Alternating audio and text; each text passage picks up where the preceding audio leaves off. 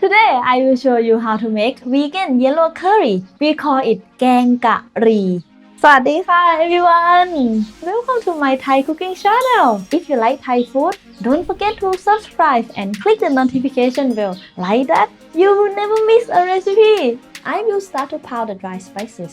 You might know already that once you make the paste by using a mortar, at some point, the fresh herbs will get too wet and it will give us kind of a hard time.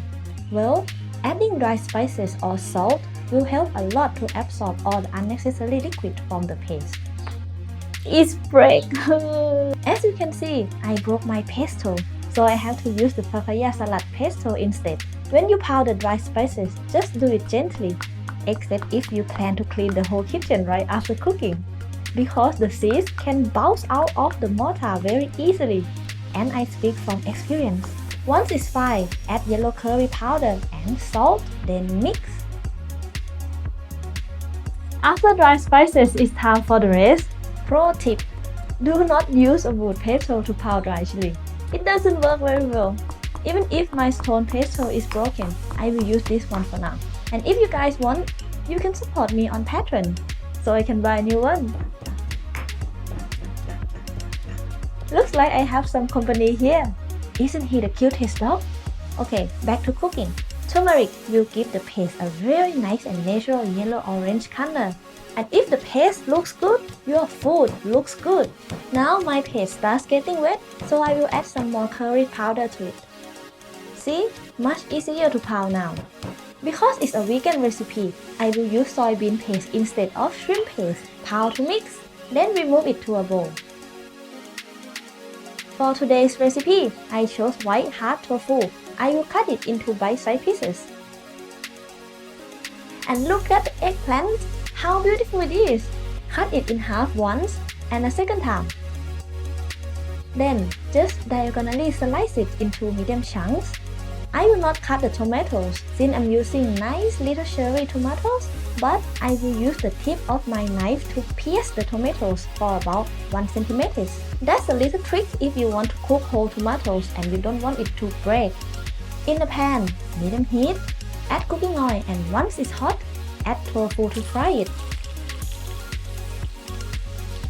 Let fry until the skin turns to a yellow brownish color. Afterward, let it cook for 5 to 10 more minutes and keep stirring every 3 to 4 minutes.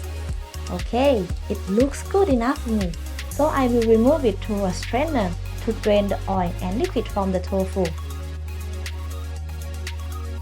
Once we finish pan fry the tofu, we are going to cook vegan yellow curry. Another tip: in order to have the paste smell very good, fry it with coconut milk for about 3 minutes. And thank me when the delicate aroma of herbs and spices will reach your nostrils. Then add tofu to mix with the paste. Stir until it's covered. For even better flavors, let's add palm sugar, tamarind juice, and the rest of coconut milk. Stir to mix until the palm sugar is completely dissolved. Then add vegetables. If you like soft veggies, let it cook a bit longer. If, same as me, you prefer to chill it, 5 minutes are enough.